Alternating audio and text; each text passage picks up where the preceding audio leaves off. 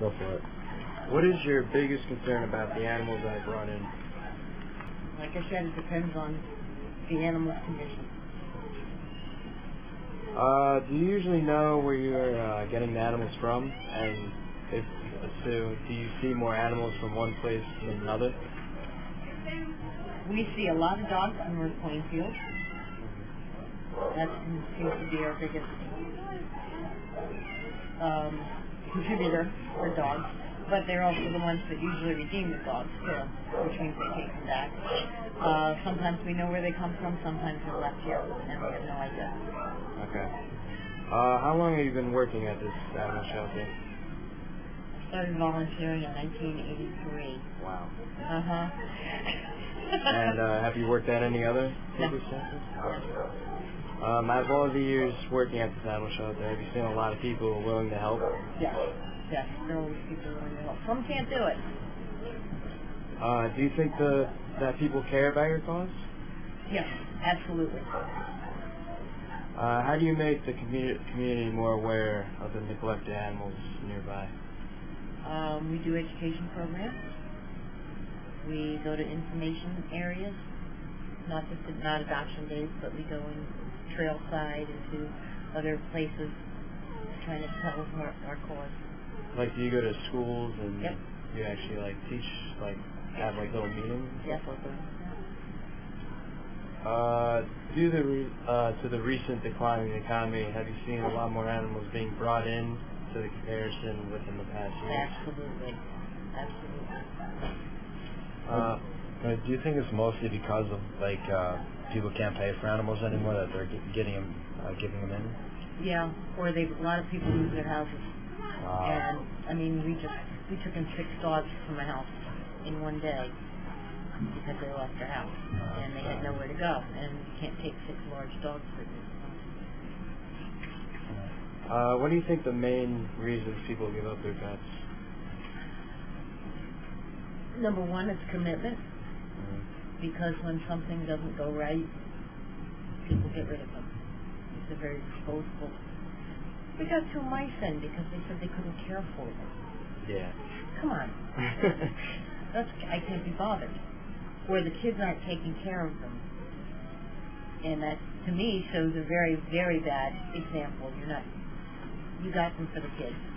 Yeah, I have 2 dogs, and I love them like they're like my brothers. And Do you have to clean up after them? I do everything I can.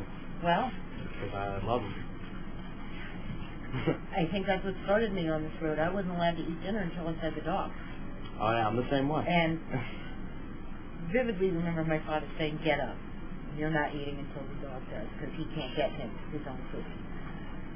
And if they had threatened not to keep the dog, which my parents never did, how awful would that? What kind of lesson would that teach me? Oh well. Yeah. You don't have to take responsibility. You can get rid of it. What conditions are most of the animals in when they're admitted to the shelter? Most of them are in pretty good shape. We do see some that need grooming, and maybe they couldn't afford grooming, so they got rid of them. But most of the time they're in pretty good shape. Good. Have you had to cut back recently due to the economy? Cut back now. We've cut back our hours. Or just in general, facilities, utilities. Well, we've cut back our hours so that we could shut everything down in time. A couple hours extra. It's got to get really hot to turn on the air conditioning.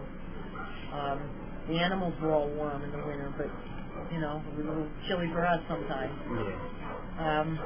You just try and find any way you can. People are very generous and give donations of food and blankets and all sorts of things. So we've been able to keep our noses above water. Just barely sometimes, but we've done it. That's good. What would be the result if your shelter ended up closing down? And what would happen to the animals? We would put out, you have to think about these things, because they're always right there at the break. We would make sure that all the animals got a place. Are you friendly with that other animal shelter? Yeah. And everybody's online now, so there's a big network, and if something happened and we said we needed to find homes for them, the word would go out and people would come. It would be very valuable. So we're trying to do everything to make sure that doesn't happen. What was the worst case scenario you had with one of your animals?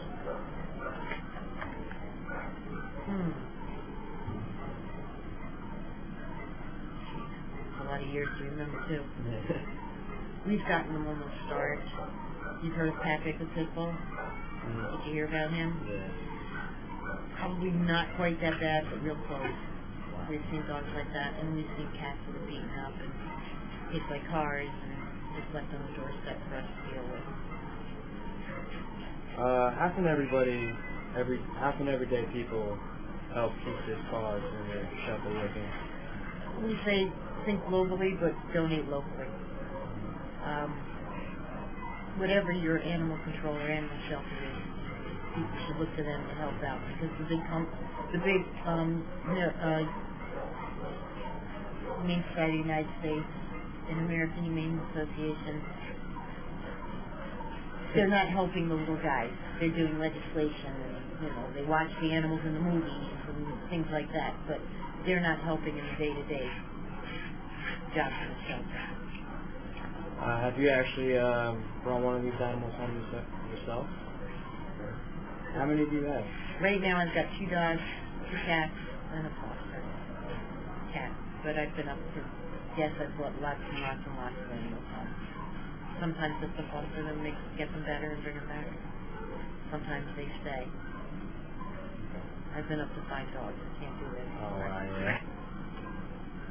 We had a fawn come in yesterday, which was very cute. But a landscaper found it in somebody's yard. Oh, wow. Mom's probably watching.